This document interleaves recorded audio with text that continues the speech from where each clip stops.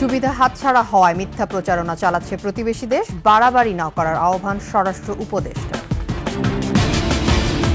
সব ধরনের সয়াবিন তেলের দাম বাড়ল লিটারে ৮ টাকা।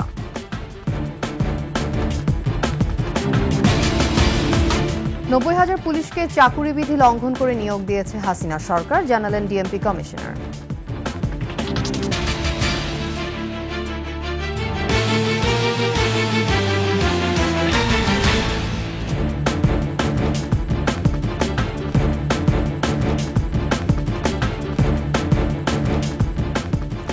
শুনছিলেন সংবাদ শিরোনাম। আমন্ত্রণ ২১শে দেশের সংবাদে, আপনাদের সাথে থাকছে আমি তাসনিম আফিফা। দর্শক, ২১শে টেলিভিশনের সংবাদ একই সাথে সরাসরি দেখতে পাবেন আমাদের ফেসবুক পেজ www.facebook.com/2124 অনলাইনে। এছাড়া সাবস্ক্রাইব করতে পারেন www.youtube.com/21etv এই চ্যানেলে। সংবাদ আরও থাকছে। দেশের উত্তরাঞ্চল সহ বিভিন্ন স্থানে বাড়ছে শীত, হাসপাতালে ঠান্ডা জনিত রোগীদের ভিড়।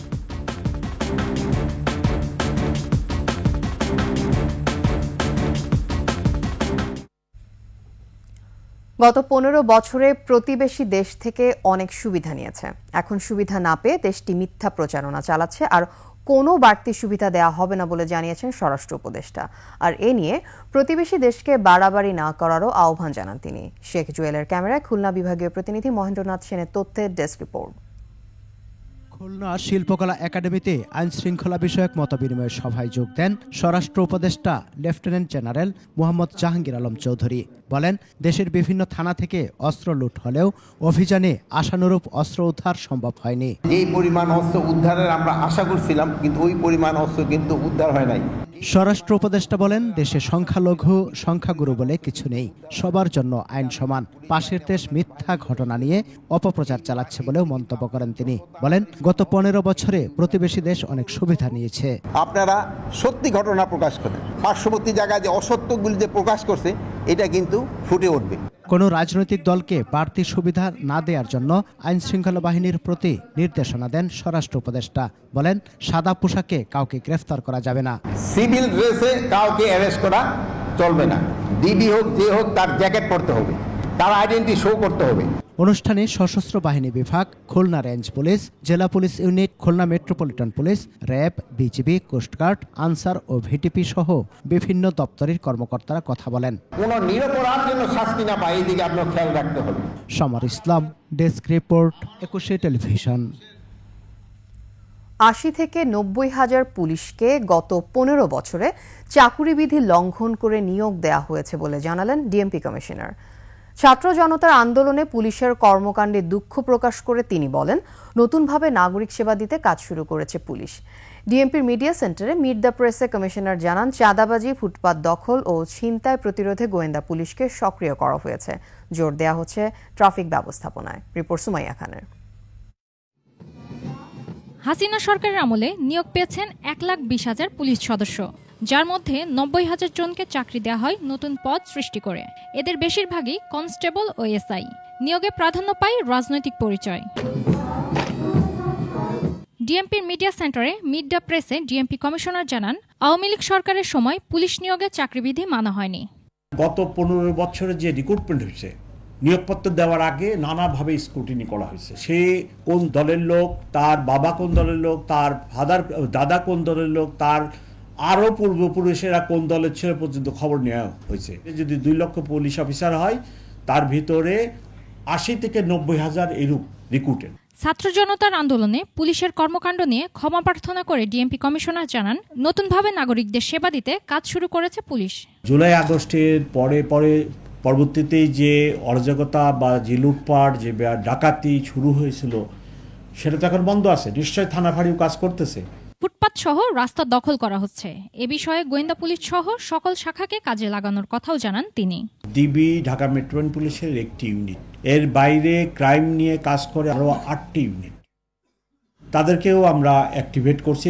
রাজধানীর সড়কে যান চলাচল সহজ করতে ট্রাফিক ব্যবস্থার উপর বেশি নজরদারি করা হচ্ছে বলেও জানানো হয়। ঢাকা মহানগরীর অনেক সমস্যার মধ্যে প্রধানতম সমস্যা ট্রাফিক ব্যবস্থা।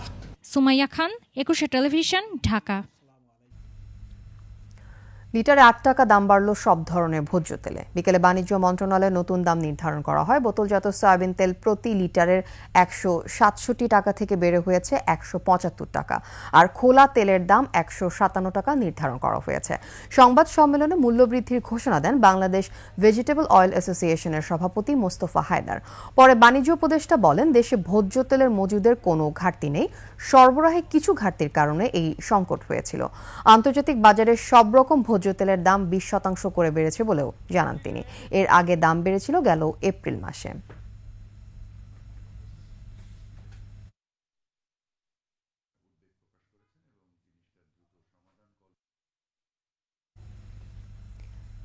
ডিসেম্বর ঢাকা থেকে আখাউড়া সীমান্ত অভিমুখে লং মার্চের ডাক দিয়েছে যুবদল, ছাত্রদল ও স্বেচ্ছাসেবক দল।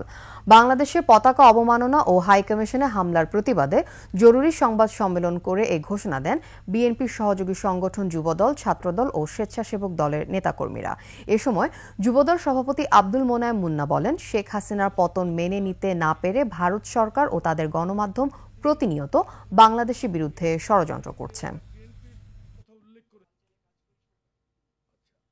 ঢাকা থেকে আগরতলার অভিমুখে আখাউড়া পর্যন্ত আমরা লং মার্চের ঘোষণা দিচ্ছি, যেটা 11 ডিসেম্বর আমরা পল্টন সকাল পল্টন থেকে জমায়েত হয়ে আমরা এখান থেকে আমাদের লং মার্চ, শান্তিপূর্ণ লং মার্চ আমরা ইনশাল্লাহ আগরতলা অভিমুখে আখাউড়া সীমান্ত পর্যন্ত আমরা যাব। ওবায়দুল কাদেরের নেতৃত্বাধীন পঞ্চ পাণ্ডব নামের গ্রুপটি শেখ হাসিনা তথা আওয়ামী লীগকে জনবিচ্ছিন্ন করে। শেখ হাসিনার স্বৈরাচার হয়ে ওঠার পেছনে উৎসাহ জুগিয়েছে এই পঞ্চ পাণ্ডব। যদিও ক্ষমতা আঁকড়ে থাকতে শেখ হাসিনা নিজেও প্রশ্রয় দিয়েছেন কাদের চক্রকে। বিশ্লেষকরা বলছেন, এরা নিজস্ব লোকদের দলের বিভিন্ন পদে এনে সাংগঠনিক কাঠামো দুর্বল করেছেন। তাদের নেতৃত্বেই চলেছে সীমাহীন লুটপাট, যা আওয়ামী লীগের পতনকে ত্বরান্বিত করেছে। রিপোর্ট সঞ্জয় অধিকারের। গণ অভ্যুত্থানের মুখে শেখ হাসিনা দেশ ছেড়ে পালিয়ে যাওয়ায় দেশের রাজনীতিতে আওয়ামী লীগ চরম অনিশ্চয়তায় পড়েছে। 1.5 দশকেরও বেশি সময় ক্ষমতায় থাকা দলটির বিনাশের পেছনে ওবায়দুল কাদেরের নেতৃত্বে পঞ্চপাণ্ডবের দায় দেখছেন অনেকেই। শেখ হাসিনার পরেই আওয়ামী লীগে মূলত 5 নেতার প্রভাব ছিল বেশি। পঞ্চপাণ্ডব হিসেবে পরিচিত এই 5 নেতা হলেন দলের সাধারণ সম্পাদক ওবায়দুল কাদের, যুগ্ম সাধারণ সম্পাদক হাসান মাহমুদ, দপ্তর সম্পাদক বিপ্লব বড়ুয়া, তথ্য ও গবেষণা সম্পাদক সেলিম মাহমুদ এবং প্রচার ও প্রকাশনা সম্পাদক আব্দুস সোবহান গোলাপ। বিশ্লেষকেরা বলছেন, এই পঞ্চপাণ্ডবের ক্ষমতাকেন্দ্রিক রাজনীতির কারণেই আওয়ামী লীগ সাংগঠনিকভাবে দুর্বল হয়ে পড়ে। জাতীয় ও আন্তর্জাতিক বিভিন্ন বিরোধ মীমাংসার ক্ষেত্রেও তারা প্রতিবন্ধকতা তৈরি করেছেন। কিছু লোক প্রধানমন্ত্রীকে মিসগাইড করছে, তার ভিতরে এই নামগুলো হলো হাসান মাহমুদ আছে, ওবায়দুল কাদের আছে। এমনভাবে সরকারকে বা সেই সময় প্রধানমন্ত্রীকে বুঝিয়েছিল যে না, সুন্দর দেশ চলছে, এত সুন্দর সব চিন্তাও করতে মানুষ কত শান্তিতে আছে, মানুষ ধারে কাছে যেতে দেয় না। তার ব্যারিকেড ছিল একটা, না বুঝতে দেওয়ার কারণেই উনি এই যে এই অন্ধকারের মধ্যে ছিলেন বলে কিন্তু এই ভয়ানক পরিণতিটা হলো। আওয়ামী লীগের আমলে দুর্নীতির যে মহোৎসব চলেছে তার পেছনেও মূল ভূমিকা রেখেছে এই পঞ্চপাণ্ডব। কিছু ব্যবসায়ীকে অবাধে বিদেশে টাকা পাচার করার সুযোগ করে দিয়েছেন। কোনো শাসক, পৃথিবীর কোনো শাসক এভাবে অন্যকে অবাধে টাকা পাচার করার সুযোগ করে দিতে পারে না।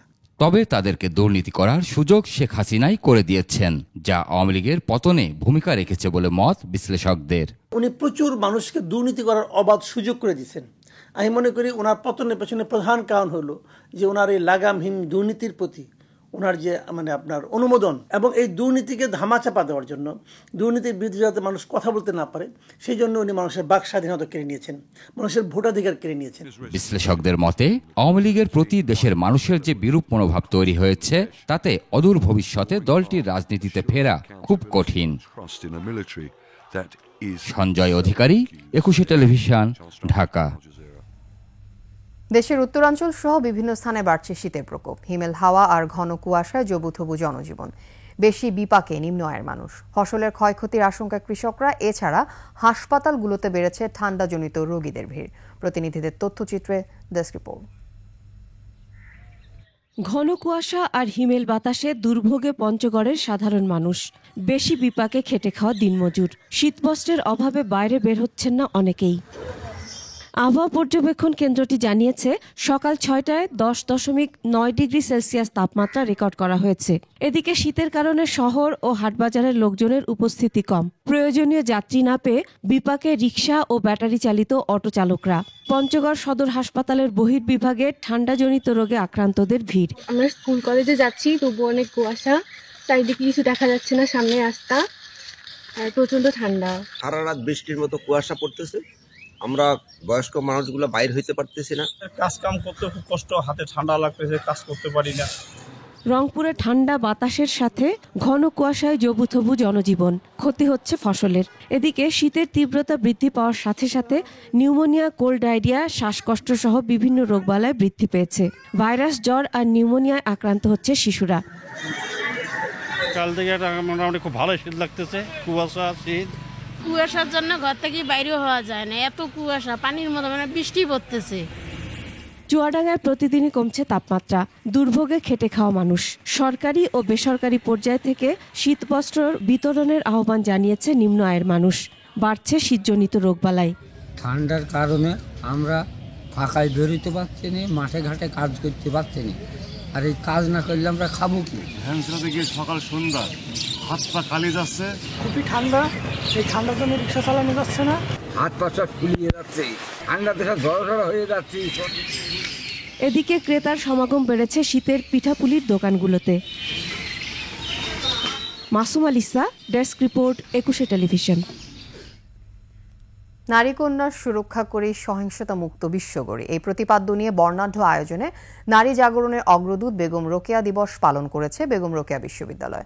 সকালে বিশ্ববিদ্যালয় ক্যাম্পাসে বেগম রোকেয়ার প্রতিকৃতিতে ফুল দিয়ে শ্রদ্ধা নিবেদনের মধ্য দিয়ে দিবসটির সূচনা করা হয়। অতিথি ছিলেন শিক্ষা উপদেষ্টা বিশেষ সহকারী অধ্যাপক ডাক্তার আমিনুল ইসলাম। পরে বেলুন উড়িয়ে বেগম রোকেয়া দিবসের উদ্বোধন করা হয়।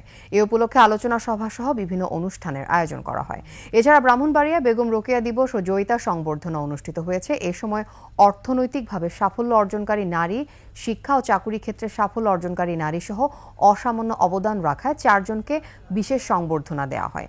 এদিকে বরগুনায় আন্তর্জাতিক নারী প্রতিরোধ পক্ষ রোকেয়া দিবস পালিত হয়েছে। দুপুরে এ উপলক্ষে র্যালি ও আলোচনা সভার আয়োজন করা হয়। এছাড়া বরিশাল, বান্দরবান, গাইবান্ধা, নওগাঁ সহ দেশের বিভিন্ন জেলায় দিনটি উদযাপন করা হয়েছে।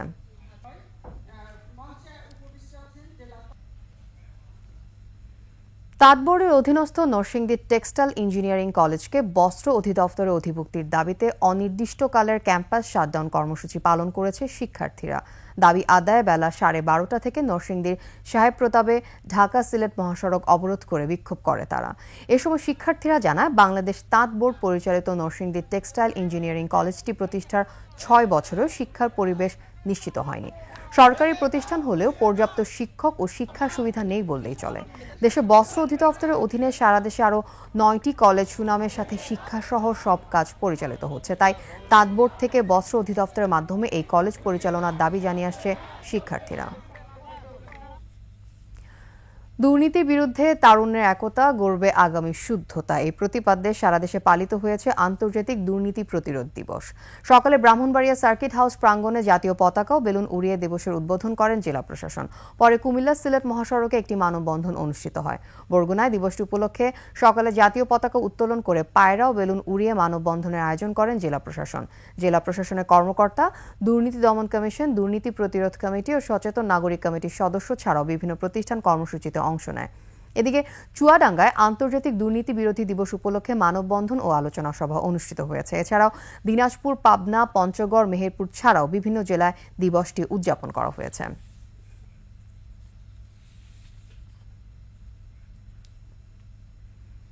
ভোলা, নেত্রকোনা ও মাদারীপুর জেলা মুক্ত দিবস। 1971 সালের মহান মুক্তিযুদ্ধের এই দিনে পাকিস্তানি হানাদার মুক্ত হয় জেলাগুলো।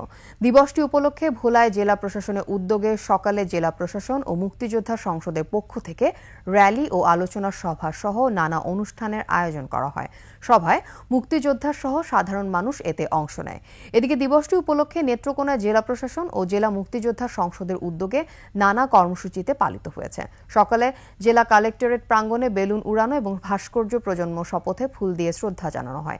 এছাড়া মাদারীপুরে নগরের শহীদ মুক্তিযোদ্ধাদের নামের তালিকা করা বদ্ধভূমিগুলো সংরক্ষণের ব্যবস্থা নেওয়ার দাবি জানিয়েছেন স্থানীয় মুক্তিযোদ্ধারা।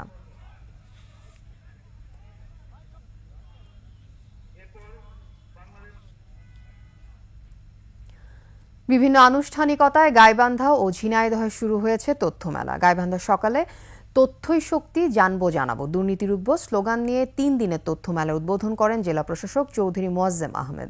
সচেতন নাগরিক কমিটি ও জেলা প্রশাসনের আয়োজনে জাতীয় সঙ্গীত গেয়ে পায়রা ও বেলুন উড়িয়ে শুরু হয় মেলা। দিবসটি উপলক্ষে মানববন্ধন ও শোভাযাত্রা হয়। ঝিনাইদহে সকালে জাতীয় সঙ্গীতের মাধ্যমে জাতীয় পতাকা ওঠানো ও বেলুন উড়িয়ে মেলার উদ্বোধন করা হয়। পরে র্যালি বের করা হয়। আয়োজকরা জানায় এবারের মেলায় সরকারি ও বেসরকারি বিভিন্ন দফতরে 30টি স্টল স্থান পেয়েছে। সরকারি বিভিন্ন সেবা, উন্নয়নমূলক কাজ ও চলমান প্রকল্পের তথ্য পাওয়া যাবে এই মেলায়।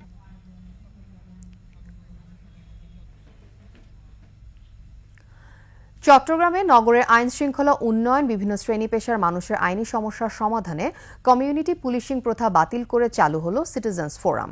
দুপুরে দামপাড়া পুলিশ লাইনে বিভিন্ন শ্রেণী পেশার মানুষের সাথে মত বিনিময়ের সময় নতুন এই ফোরামের কথা জানান সিএমপির কমিশনার হাসিব হাজিজ। নগরীর 16টি থানায় এই কমিটি কাজ করবে। নগরীর অপরাধ প্রবণতা কমাতে জনসচেতনতা তৈরি সহ অপরাধ দমনে পুলিশকে সহায়তা দেয়া, ট্রাফিক ব্যবস্থা নিয়ন্ত্রণ, চাঁদাবাজি বন্ধ সহ আইন শৃঙ্খলা পরিস্থিতি নিয়ন্ত্রণেও নতুন সংস্থা কাজ করবে বলে জানান তিনি। সংস্থাটির দায়িত্ব দেওয়া হয়েছে সিএমপির উপ পুলিশ কমিশনার মোহাম্মদ রাইসউদ্দিনকে।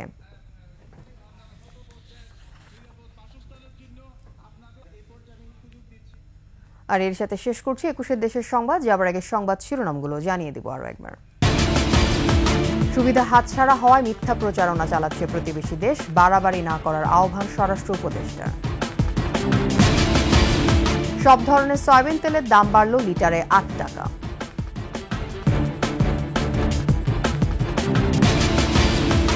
নব্বই হাজার পুলিশকে চাকুরিবিধি লঙ্ঘন করে নিয়োগ দিয়েছে হাসিনার সরকার, জানালেন ডিএমপি কমিশনার।